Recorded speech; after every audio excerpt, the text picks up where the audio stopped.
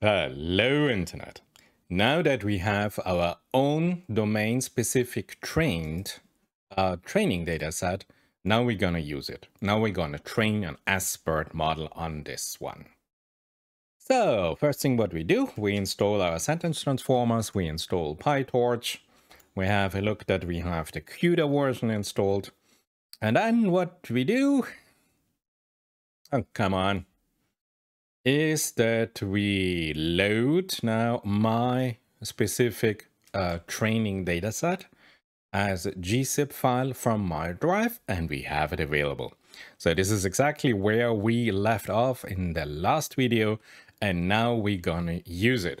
So sentence transformer, yeah, installed. PyTorch, almost done. We have now the PyTorch version. Yes, we have our CUDA course 113. This is actual. This is great. Just hold on a second. I've just connect to my Google Drive, and then we go on. So here we are. We have mounted our drive, and then I have here my personal training data set, and it should be available here under this file name.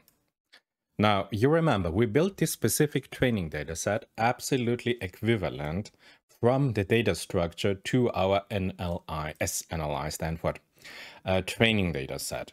And now you see why, because now it comes in handy. Because last time I showed you how we download a data set, prepare the data for our SBERT or BERT model. We can use now this data input pipeline exactly in the way we use it with the original SNLI dataset. So to show you this, what I do it for SNLI, that you can see the difference. Oh yeah, takes a little bit of time. And again, as I always tell you, I want to see my dataset. I want to understand absolutely clear what is the content of my dataset. So I have here the input pipeline defined. I have my training samples and I have my evaluation samples defined. And now let's have a look how the dataset looks like. Now, if I transform it into a Panda data frame, you see I have here my train in the second or the first column. Then the dataset is either Stanford NLI or multi-language NLI. And then I have my sentence 1, sentence 2, and my label. And I have my neutral, my contradiction, and my entailment label. So this is exactly what I'm looking for. And then now I download my personal training dataset. And the beauty is now I do exactly the same as I did with the SNLI dataset. So this is my input pipeline. I read my domain-specific training dataset, and here I have it. So let me check out how many samples I have. I should have 100,000 samples, 100,000 sentence pairs with a specific label detailing entailment, neutral, and contradiction. And here is it. Let's have a look if we can visually inspect it. Yes, here we go. So remember, good public policy, my sentences we have 10 times, and then all the different other sentences. I have a label, an entailment label here, and then I have, if I want to split it in training and evaluation, I have here also a distinction between my training and my evaluation dataset. And now that we have both datasets, the official SNLI dataset and my personal domain-specific, science-specific dataset, now we do the training. We have our GPU, and remember, the last time I showed you, we have our model path, where we can save the model. We have our CROSS-ENCODER for simplicity. We have our base model. We have the still Roberta base model. We have our data loader here. We have our evaluator. And then we just say, hey, model, do your training stuff. And as I already showed you, if you, like me now example here on the free Colab notebook, want to calculate this, and I just take the official NLI dataset, you will see that it takes quite some time for me to perform this evaluation, to perform this training on this from the model distilled Roberta base on the dataset. And this is why we have a pre-trained dataset available downloading on Hugging Face. You see I have here my PyTorch device, CUDA is activated, and now you will see in some seconds, come on, yes, the iteration is gonna take, I suppose, hours. So you can see for one epoch, I have to run this about 2 hours. Now I don't have 2 hours times 10, so 20 hours on a Colab notebook.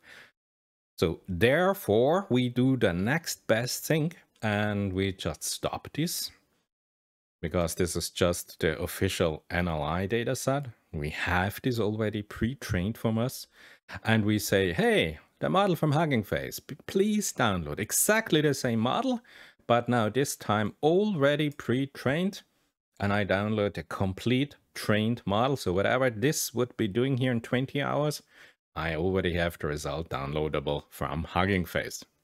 So this will be our cross-check, if you want, from the SNLI. And now let's go to the main part. Now I use my training dataset. And I have a training batch size of 16, the number of epochs, just for demonstration purposes. Please, if you do it in a real life scenario, please increase, of course, the number of epochs. I just go with 3. I have, again, my Distill Roberta base model, my BERT model, if you want. I have my specific data loader where I have now my training samples that I already uploaded, my evaluator, and then I have the model this is now my specific model. I train the model now on my specific training data loader, on my specific evaluator dataset that I provide. I want to save just the best model, and I have, of course, I want to reuse my model after I've trained it. And I will say, okay, please save the model, save the best model on this save model path. And here is it. So in Colab, I will show you in this directory, all my trained model files will be available. This is it for here. And you can see now, I have here about 16 minutes of training time for one epoch. So if you do a training of 3 epochs, you will be back with me in about 45 minutes of my time, but in about 1 second of your time. Oh yeah, this is what I wanted to show you. It is still running. As you can see, we only have one complete epoch in 16.57 minutes. You can see here that I said my evaluation steps is about 2000. And I defined my own evaluator, my specific data set. If you do not specify your evaluator data set, you will not get the evaluation results while the machine is running. So if you specify it, you see that here after 2000 steps and after 4000 steps, I get a result concerning the accuracy only on the evaluator dataset. As you can see here, I had an output to remind myself, my training dataset, the evaluator only on my specific training dataset.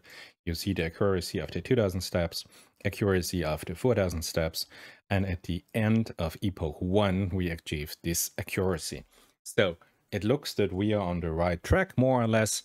Just a tip, include an evaluation dataset in your dataset, not just the training dataset, the train samples, but please put your evaluation samples also into this. Then you have here, while the machine is running, already that you can check it out. And concerning, I show you here maybe my resources, you see that the GPU RAM is slowly ramping up. And I already, yes, thank you. And I already tried this not only with the Distill Roberta model that we are running right now with 17 minutes on GPU per epoch. I also tried the full-fledged Roberta model.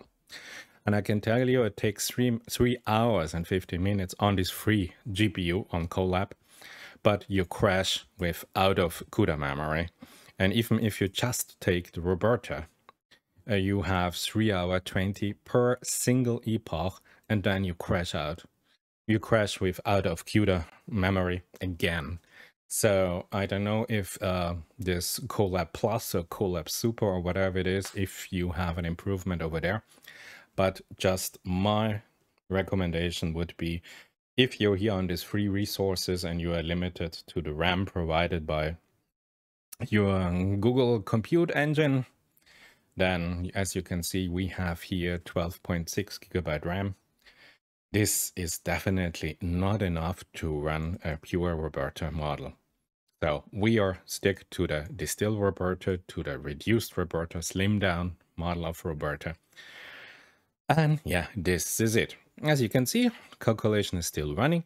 As you can see here, I already chosen to save the best model and to define a model safe path.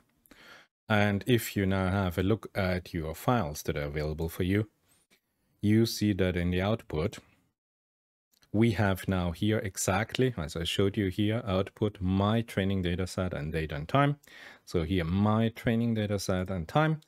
And you have now here from your specific, domain-specific trained SBERT model, you have now here all the files for the model. You have your config file, you have your PyTorch model. If you want to download it later on, you see 313 megabytes. You have your special token map, you have your tokenizer, you have your tokenizer configuration files, and you have your vocabulary, your JSON file of the vocabulary that you are using. And of course, if you have a lot of epochs, not just my 3 epochs, and you have saved the best model is true, then only the best model will be saved, and you then can download this file or this directory directly to your local drive, or you save it somewhere else in the cloud. And if you need this model anytime soon, you can load this model again with a very easy command. You just say CROSS-ENCODER, and then you give it the model save path, the path where the model is saved. In my case, it would be this one here, copy path. So in my case here, I would just insert content, output my training dataset and the date. So you see, really easy. If you have a trained model, save it somewhere safe in the cloud, and you can then say model reload. And this is a great way. Whatever model you train, please save it somewhere. You never know when you're gonna use it again.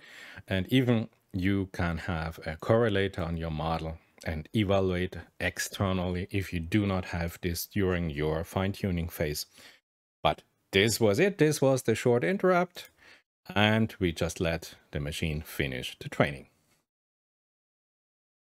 And now we are back, and as you can see, we have 3 epochs finally finished. As you can see, my accuracy score from my 5,000 evaluation sentences that I provided to the model, my science-based evaluation dataset, achieved 96%. So this is an indicator, but I do not trust the system at all. I want to see it with my own eyes. So what I always do, and I would recommend you also, check. We check now our fine-tuned model, our fine-tuned SBERT model. And you remember, I have training sentences, and what I do now, I take one or some of those training sentences. Normally, I take about 1,000 training sentences. I pick them randomly, and I evaluate them according to the training. And I want to know, hey, after 3 epochs, if I give a training sentence pair to the SBERT model, is it really able to classify it according to my golden dataset? And this is exactly what we're going to do now. So just to show you, if you do this on the SNLI trained SBERT model.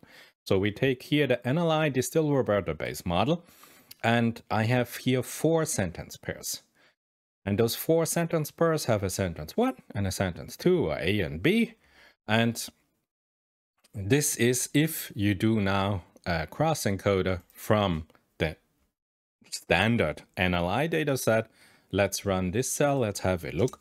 What is the result if I provide them with my 4 science sentences? If you want, we download 330 megabyte of model, and we apply this model N, a predict function, and we give it the sentence pairs, and I want that the system now predicts the label. So if you have not this scientific data set, what will be the result? Let's have it as a baseline. Against this baseline, we evaluate the success of our training dataset. We are still in the download phase, still downloading. Okay, should be done soon. And since we have only 4 sentences, I suppose the calculations should be done in a second. Yes, beautiful. Our CUDA cores are active. So what we get back is neutral, neutral, neutral, neutral. So you see, if you use the standard NLI trained cross-encoder, our SBERT cross-encoder, you get, and this was trained on common English sentences, not at all scientific sentences. The system tells me, hey, I have no idea really what it is. I say neutral, neutral, neutral, and neutral. So could be, maybe, I don't know, maybe. So this is against what we evaluate against. And now comes the part. Here we go. Now with my training data set, with my science domain, now we do the same. I have just trained my model, and now again I give it the 4 sentences. And if you want to know, I have here, before we start the training, I have here, those are training sentences. And after 3 epochs, let's see, if the first is entailment, the second should be neutral. Now the third sentences, I choose a contradiction configuration for my sentence pair, where the first sentence, sentence 1 of the sentence pair, is within my training data set, but the second sentence, I chose a free sentence. And let's see, from thematic, I designed the sentence 2 that it is a contradiction, but let's see if the system picks up, and then I have another entailment. Of course, if I do not just for purpose, but I have an algorithm, I have a code that does it for 10,000 or 1,000 or 500 random sentences, but just for demonstration that you can see what is the system, has it been trained. So what we get, entailment, yes, neutral, yes, contradiction. So even a free sentence that I decided has a thematic content that is a contradiction is recognized within the science domain as a contradiction. And then interesting, and then I get, instead of entailment, I get neutral. And I think, hey, this is interesting. You are not gonna believe this. You know, I thought why the system does not reach 96% performance. So I took my last sentence, you know, remember the sentence that should be an entailment, and I received neutral. And I said, I want to have a look at this sentence in detail. So I took this sentence pairs and I went up here to my training sentences. Sometimes I'm so stupid, I cannot tell you. So this is the sentence. And I thought, I guessed or just overlooked, I said it should be entailment. And the system tells me, hey, it's neutral. And I go back now and I double check again. You know, these are my entailment sentences. These are my neutral sentences, and these are my contradiction sentences. And now here I have this sentence that I should investigate further. So let's have a look at this. The first sentence is quality aims to solve something. So do I have this somewhere in my sentence? And it is here. It says quality aims to solve this problem by cutting-edge epistemology social scientists. And this is exactly quality aims solve this problem, cutting-edge epistemology, expertise in leading social scientists. Great. So I have here my sentence. Now it's mixed. You see, this is now sentence 2, but I put it unconsciously as sentence 1. And then, since we are talking about pairs, this would be symmetrical. So the gap between the rate of the data being collected increased exponential, contributing to business insight latencies. And now if you look at this sentence, you say, where is it? The gap between, unbelievable, the rate at which being collected, exponential business insight latency. So what do I have here? I have here a neutral sentence. I have a neutral sentence, and I compare this sentence from the neutral area. You remember this was high-tech SME, so startup. I compare this sentence to here now a sentence I have in the entailment, which was a Cartesian product. So this means this sentence here is my benchmark sentence from the ERC. So what I have my ERC sentences, and I compare a neutral sentence to this. And yes, it is so clear that ERC to neutral is of course neutral, because this is how I constructed my data set. So I misinterpreted personally. I made a mistake because it is neutral. The sentence here is in neutral. Business insight latency. And here, my sentence, where is it? My sentence here. Business insight latencies. Okay, so it should be neutral. It should be neutral. And you know what? The system tells me it is neutral. And the system shows me here it is neutral. And I made the mistake here that I said that it's entailment. The correlation between the sentence pair, this sentence 1 and sentence 2 in the sentence pair is entailment. But I made a mistake. It is neutral. It should be neutral because this is a test set, permutated, but still neutral. So the system was 100% right. It was my mistake. And I leave this in the video just to show you how it is possible that an error creeps in. And I know it's just a demonstration purpose, but you see, double check or maybe triple check. And if you find something that you cannot explain, that you say, hey, why is it this way? Dive deep into, try to find an explanation. And sometimes, like in this case, I found out that I made a mistake in my judgment, just looking at it, glancing over, and not analyzing it detailed to recognize a permutation of the sentence. So now this is the real end of the video. I say thank you and I'll see you in the next one.